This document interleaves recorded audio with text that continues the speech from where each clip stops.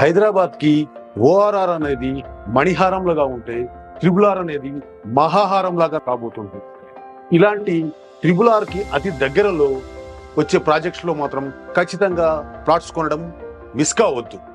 ఎందుకంటే ఇక్కడ span of 3 to 4 years లో మనం పెట్టిన పెట్టుబడి డబుల్ కాబోతుంది. దీని జగమెరిగిన సత్యం. కానీ మనం ఏం చేస్తున్నాము, హైదరాబాద్కి దూరంగా ఉన్నాయని చెప్పేసి కొనడం అనేది ఆలోచిస్తున్నాము. ఎప్పుడు పెట్టుబడి పెట్టాలి, ఇది సరైన సమయమా కాదా అని ఆలోచిస్తున్నాము. కానీ హైదరాబాద్ లో పెట్టుబడి అనేది నౌ ఆర్ నెవర్, ఇప్పుడు కాకపోతే మరి ఎప్పుడు కాదు. పూర్తి వివరాలకు సంప్రదించండి. మనం ప్రతి మాసంలో చెప్పుకునేటువంటి మాస ఫలితాలు ఎందుకు చెప్పుకోవాలి అంటే, ఇది జనరల్గా జన్మజాతకంలో ఉన్నటువంటి జాతకాలు మనకు ఉన్నాయి కదా అన్నప్పటికీ కూడా ఏ నెలకా నెల ఎందుకు చెప్తామంటే, ఉన్నటువంటి గ్రహాలు అంటే గోచార రీత్యా మారుతున్నటువంటి గ్రహాల మూలంగా ఒక్కొక్క గ్రహం వారి యొక్క యుతి కానీ దృష్టి కానీ లేకపోతే వీటి యొక్క వక్రగతి కానీ ఇవన్నీ పరిస్థితులు మారుతూ ఉంటాయి కదా. ఇలా మారినప్పుడు ఒక్కొక్క గ్రహం ఇచ్చేటువంటి అంటే నీచ పొందడము, ఉచ్చలోకి రావడం, ఇలా స్వక్షేత్రంలోకి రావడం, వీటి వల్ల ఏ ఏ రాశులు ఉన్నారో వాళ్ళకి కొన్ని మార్పులు చేర్పులు అయితే జరుగుతాయి. అంటే గ్రహాలు ఎప్పుడు ఒక చోటు ఉండవు కదా. ఈ మారుతున్నటువంటి గ్రహాల మూలంగా మారేటువంటి మార్పులకు అనుగుణంగా మనం ఏం చేసుకోవచ్చు. ఎందుకంటే ఇలా చూసినంతలో మరి లాభం ఏంటి, మనం జన్మజాతకం మొత్తం రాయించుకున్నావు కదా, ఇలా ఉంది కదా అంటే ఉన్నప్పటికీ కూడా కొంత మార్పు ఉంటుంది. ఏంటంటే దీనివల్ల ఇలా వస్తుంది కాబట్టి ఈ గురుగ్రహం వక్రీకరణ చెందుతుంది కాబట్టి మనం ఈ రకమైనటువంటి పూజ చేద్దాం గురుగ్రహానికి.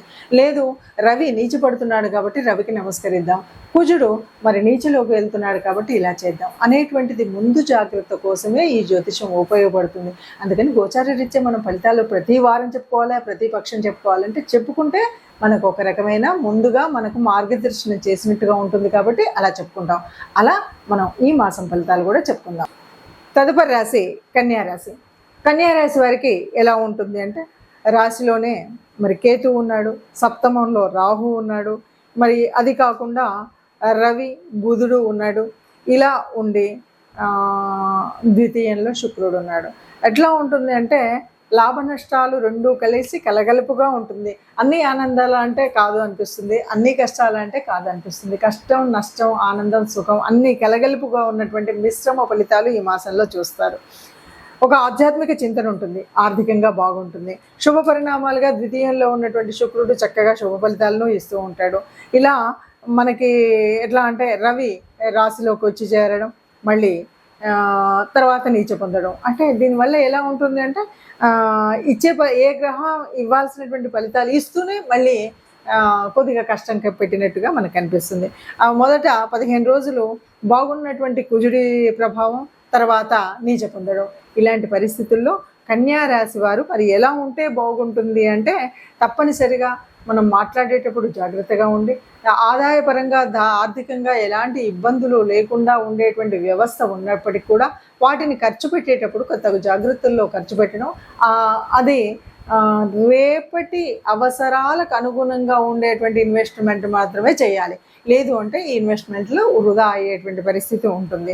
అలాగే మనం భూమికి వాటికి సంబంధించిన విషయాల్లో కొద్దిగా జాగ్రత్తగానే ఉండాలి. ఎవరితో అయినా మాట్లాడేటప్పుడు మనం తగు జాగ్రత్తల్లో అంటే మనం ఏది మాట్లాడినా చెల్లుతుందిలే అనేటువంటి భావన కాకుండా కొద్దిగా జాగ్రత్తగా మాట్లాడినట్టయితే అనుకున్నది అనుకున్నట్టుగా మనం మాట్లాడుతూ చేయగలిగింది చేయగలుగుతాం అనమాట.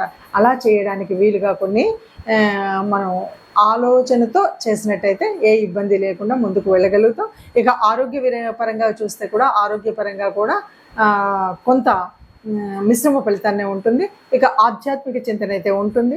అంటే ఒక దేవాలయాలు, పూజలు, ఎలాగో మనకి అక్టోబర్ మాసం అంతా కూడా నవరాత్రులకు సంబంధించినటువంటిది కాబట్టి చక్కగా ఆధ్యాత్మిక చింతన, పూజలు, పునస్కారాలు, వాటిలో పుణ్య సంబంధమైనటువంటి వాటితోనే గడుస్తూ ఉంది. నమస్తే, శ్రీ గురుభ్యో నమః, శ్రీమాత్రే నమః.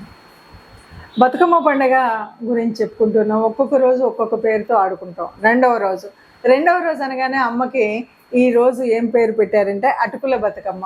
అటుకుల బతుకమ్మ అంటే అందరికీ బయలుదేరిన అనుమానాలు వస్తాయి. ఏంటి, పూలతో చేయకుండా అటుకులతో ఏమైనా బతుకమ్మను చేస్తారా అని. కాదు, కేవలం పెట్టేటువంటి ప్రసాదం అంటే ఈరోజు అమ్మకి ప్రసాదం అటుకులు పెడతారనమాట. అందుకని ఇది అటుకుల బతుకమ్మ అని పిలుస్తారు. మరి నిజంగా రెండవ రోజు అందరూ ఆడతారా అంటే మనకు ఒకనాడు మన చరిత్రలో ఉన్నప్పుడైతే కేవలం పిల్లలు మాత్రమే ఈ బతుకమ్మలు ఆడుకునేవాళ్ళు. మొదటి రోజు చివరి రోజు మాత్రమే పెద్దవాళ్ళు ఆడితే మిగతా అన్ని రోజులు కూడా పిల్లలు వెళ్ళి ఆడుకొని వచ్చేవాళ్ళు అనమాట. ఇది పద్ధతి. అయితే రోజు బతుకమ్మనైతే పేరుస్తారు. ఈ పేర్చిన బతుకమ్మను తీసుకువెళ్ళి అక్కడ ఏ చెరువు గట్టునో బావి గట్టునో చౌరస్తా దగ్గరనో ఎక్కడో చక్కగా అందరూ ఆడుకుంటారు. ఈ బతుకమ్మను పేర్చేటప్పుడు మరి పెద్దలు మాత్రం పేర్చేస్తారు. పేర్చేటప్పుడు దీనికి కొన్ని నియమాలు అయితే ఉన్నాయి. ఈ నియమాలు మనం పాటించాలి. ఎందుకంటే బతుకమ్మను పేర్చాలంటే కేవలం ఏదో ఇన్ని పూలు తీసుకొచ్చి ఒక కుప్పలాగా పోసి ఇది బతుకమ్మ అంటే నడవదు. ఎందుకు అంటే మనకి ఈ బతుకమ్మ ఎక్కడి నుండి వచ్చింది, ఎప్పటి నుండి వచ్చింది అంటే చోళుల కాలం నుండి వచ్చింది, కాకతీయుల కాలం నుండి వచ్చింది. కాకతీయుల యొక్క ఆరాధ్య దేవత అయినటువంటి కాకతమ్మ ఆ గుమ్మడి పూలతో ఓ రాశిలాగా పోసి ఉండేదట. అలా అని ఈ మేరు రూపంలో అమ్మని పేరుస్తాం అనమాట. ఆ మేరు రూపంలో ఉండి ఇప్పుడే మనం కొత్తగా మొదలుపెట్టామంటే మనం మొదలుపెట్టింది ఏమీ లేదు. ధర్మాంగుడు అనే రాజు, మరి చోళుల రాజు అయినటువంటి రాజు ఉన్నాడని మనం మొట్టమొదటి పాట పాడుకుంటాం. అంటే ఆ ధర్మాంగుడు రాజుతో మనం ఈ బతుకమ్మ పాటని పాడుతున్నామంటే బతుకమ్మ అంత గొప్పగా ఉండేది, అప్పటి నుండి మొదలైందని, అంటే ఆ కాలం నుండి వస్తుంది. మరి ఈ బతుకమ్మను ఎట్లా పేరవాలంటే ఒకరోజు కాలంలో అయితే చాలా ప్రకృతిలో దొరికేవే అన్నీ తెచ్చి పేర్చేవాళ్ళు. చక్కగా సిబ్బి అనేటువంటి ఒక తీగ జాతికి చెందినటువంటి తీగల్ని తెచ్చి వాటితో ఒక సిబ్బిని అల్లి, అంటే ఒక ప్లేట్ లాగా తీగలతో అల్లుతారు. వాటి మీద మనం ఇప్పుడు చెప్పే ఆనపకాయ అంటారా, సొరాకు అంటారా, ఏమంటారో తెలియదు, గుమ్మడాకు, ఈ ఆకులు పెట్టి ఆకుల మీద మొదట తంగేడు, తర్వాత గునుగు, ఆ తర్వాత చేమంతి, ఇలా వరుసలుగా పెట్టి మధ్యలో వస్తున్న ఖాళీ ఏదైతే ఉందో దాన్ని గర్భము అనేవాళ్ళు. ఆ గర్భాన్ని నింపుతూ ఉండేవాళ్ళు. ఎప్పుడు కూడా బతుకమ్మని అమ్మతో పోలుస్తారు. అమ్మలాగా ఉండాలి అంటారు. అమ్మ గర్భం ఎంత ముఖ్యమైందో, తల్లి గర్భం ఎంత ముఖ్యమైందో, ఒక మాతృత్వానికి ఎంత ముఖ్యమైందో కూడా చెప్పే విధానాలు ఇందులో కనిపిస్తాయి. అలా ఎప్పటికప్పుడు గర్భాన్ని నింపుతూ పైకి అలా మేరు పెరుగుతుంది. చివర పైన ఇంకొంచెం అయితే ముగుస్తుంది అన్న సమయంలో అక్కడ పసుపుతో గౌరమ్మను చేసి చిక్కుడాకు, ఇప్పుడంటే తమలపాకులు అందరూ పెడుతున్నారు కానీ ఓనాటి కాలంలో తమలపాకులు అంతటా దొరికేవి కాదు. ఆ చిక్కుడాకుల్ని 2 పెట్టి అందులో పసుపుతో చేసిన గౌరమ్మను పెట్టి, ఆ గౌరమ్మ కూడా తల్లి గౌరమ్మ పిల్ల గౌరమ్మ, అంటే పార్వతీదేవి వినాయకుడు ఇద్దరు ఉంటారనమాట. విఘ్నాలు కలగకుండా కాపాడుతాడు, తల్లి పార్వతి అందరినీ కాపాడుతుంది అనమాట. అలా ఇద్దరిని పెట్టి ఆ పైన పూలు చల్లి మళ్ళీ మనం చేయడం అనేటువంటిది బతుకమ్మ పేర్పులో ఉంటుంది. బతుకమ్మ పేర్చడం కూడా ఒక కళ. ఈ కళ తెలంగాణలో ప్రత్యేకంగా కనపడుతుంది. మరి పూలు ఎక్కడి నుండి తెస్తారు, ఎవరు తెస్తారు అంటే ఈ పువ్వులు ప్రత్యేకించి మనం పెంచేవి బంతిపూల వనంలో పెంచినట్టో, కనకాంబరాలు పెంచినట్టో, మల్లెపూలు పెంచినట్టో పెంచేవి కాదు. తల్లి తన కోసం తానే ఈ భూమిలో ఈ చేను చిలక అంటాం కదా, ఈ గుట్టలు ఏవైతే ఉన్నాయో కొండల్లాగా ఉన్నాయో వీటిలలో రాళ్ళు రప్పలలో మొలిసేటువంటి తంగేడు, గునుగ ఇదేది కూడా మనం పెంచేటువంటిది కాదు. కానీ బోలెడంతా ఆయుర్వేద శక్తి కలిగినటువంటి ఒక ఆయుర్వేద గుణాలు కలిగిన పూలు అనమాట. వీటిని తీసుకొచ్చి మనం బతుకమ్మని ఒక మేరు ఆకారంలో, అంటే దసరా నవరాత్రులలో వచ్చే బతుకమ్మలో శిష్టాచారంలో చేసేవాళ్ళు ఎవరైతే మనం శ్రీచక్రాన్ని మేరు రూపంలో పూజిస్తారో ఇక్కడ బతుకమ్మని మనం పూజిస్తారనమాట జానపదులు. అట్లాగా దాదాపుగా ఆ శిష్టాచారంలో ఉన్న పద్ధతే కనిపిస్తూ జానపదులు చేసుకుంటున్నటువంటి ఈ మేరువే ఆ శ్రీచక్ర రూపము అని చెప్పొచ్చు. అలా తెలిసి కానీ తెలియక కానీ అంటే బాగా తెలిసిన వాళ్ళే అని చెప్పాలి. జానపదులు అనే చిన్న చూపు కాకుండా ఈ జ్ఞానపదులకు అనేక రకాలైనటువంటి అందులో ఉన్న సూత్రాలు తెలుసు కనుక బతుకమ్మని అలా పేర్చి 2వ రోజు పిల్లలు మాత్రమే వెళితే నాయన ఈ అటుకులు బెల్లం పెట్టి ఆడుకోండమ్మా, చక్కగా ఆడుకొని రండి, బతుకమ్మని రోజు ఆడాలని వాళ్ళని పంపించి వాళ్ళకి ప్రసాదంగా ఈ అటుకులు బెల్లం పెట్టేటువంటిదే అటుకుల బతుకమ్మ. 2వ రోజు కూడా అంగరంగ వైభవంగా పిల్లలంతా చక్కగా ఆడుకొని చప్పట్లు చరుస్తూ రకరకాలైన పాటలు పాడతారు. చిన్నపిల్లలు పాడినప్పుడు ఏదో ఒక పాట చిన్నగా పాడుకుంటారు. జనకు జనకు నింట్ల ఉయ్యాలో, సత్య జనకు నింట్ల ఉయ్యాలో, పుట్టింది యా సీత ఉయ్యాలో, పురుడాని కోరింది ఉయ్యాలో, పెరిగింది యా సీత ఉయ్యాలో, పెండ్లాని కోరింది ఉయ్యాలో.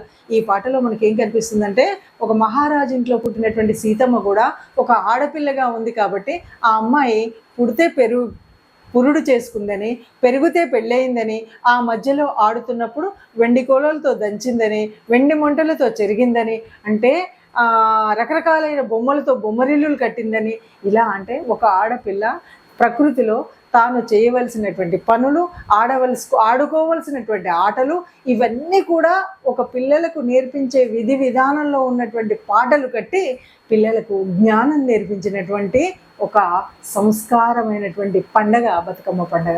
రెండవ రోజు అటుకుల బతుకమ్మని అటుకులు నైవేద్యంగా పెట్టి ప్రసాదంగా పంచుకునే ఈ పండుగని ఇలా చేసుకుంటే చక్కగా ఉంటుంది. పిల్లలకు కావాల్సినటువంటి పాటల్ని నేర్పిద్దాం, డీజేలను పెట్టకుండా స్వయంగా చప్పట్లు కొడుతూ పాటలు పాడుతూ తిరిగితే ఆరోగ్యం అలాగే ఆ మానసిక ఆనందం కలుగుతాయని చెప్పుకుందాం. నమస్తే. మూడవ రోజు ముద్దపప్పు నైవేద్యం అంటాం.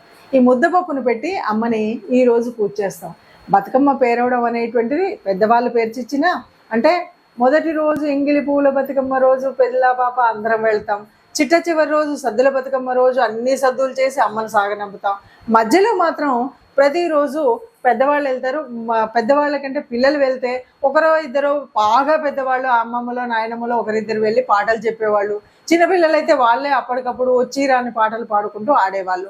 ఇలా ఆడుకుంటున్నటువంటి సమయంలో మరి అమ్మకి మాత్రం నైవేద్యం మాత్రం ముద్దపప్పు పెట్టి పంపిస్తారు. ఈ ముద్దపప్పు నైవేద్యం పెట్టిన తర్వాత పిల్లలు దాన్నే ప్రసాదంగా స్వీకరించడం అనేది ఉంటుంది.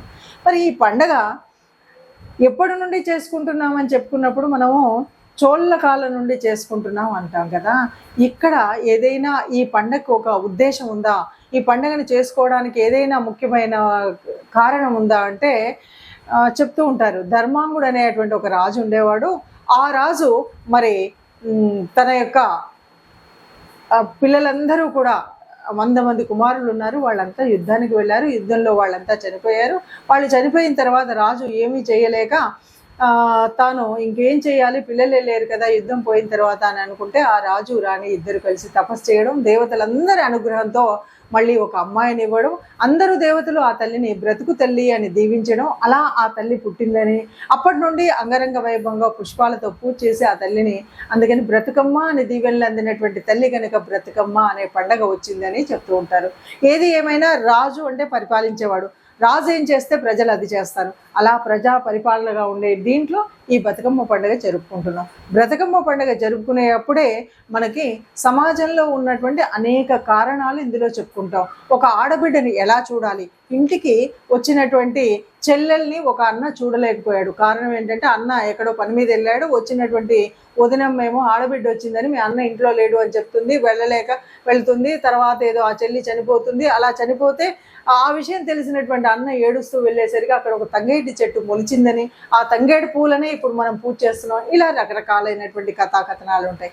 కథ ఏదైనా పండుగలో ఒక సంస్కృతి ఉంది, సంస్కారం ఉంది, ప్రకృతి ఆరాధన ఉంది, పరమాత్మ తత్వం ఉంది, సమాజ సేవ ఉంది, సామాజిక సంఘటితత్వం ఉంది. అందరం కలిసి ఒక చోట చేసుకోవాలనే భావన ఉంది. ఇన్ని కలిసినటువంటి పండగ కాబట్టి ఒక్కొక్క రోజు ఒక్కొక్క పేరుతో చేసుకుంటూనే ఉంటాం. పెద్దలు మార్గదర్శనం చేస్తారు, పిల్లలు ఆడుతారు. అన్ని రోజుల్లో పిల్లలు ఆడేటప్పుడు ఈ పాటలు పిల్లలకి నేర్పించాలి. పిల్లలే పాడాలి, పిల్లలే ఆడుతూ తిరగాలి, తిరుగుతూ పాడాలి. ఇలా పాడితేనే ఆరోగ్యం అందుతుంది, సంస్కారము అందుతుంది, సంస్కృతి తెలుస్తుంది. ఈ సంస్కృతి ఇంకో తరానికి వెళ్తుంది. ఇప్పుడు జరుగుతున్నటువంటి అనేక రకాలైన కొనుక్కొచ్చే బతుకమ్మలు ఉన్నాయి, అవి తేకండి. కాగిత పూలు పెట్టినవి అస్సలు పెట్టకండి. అన్నిటికీ మించి ఇక పాడకుండా ఒక డీజే పెట్టి అది పాడుతుంటే మనం పక్కన నిలబడి సెల్ ఫోన్లలో అంతకంటే మాట్లాడకండి. పండగ సంస్కృతి కావాలంటే తప్పకుండా చప్పట్లు ధరుస్తూ చుట్టూ తిరుగుతూ పాడుతూ ఆడుతూ ఉంటేనే ఆరోగ్యం, ఆ పండగ తత్వం అందుతుంది. నమస్తే.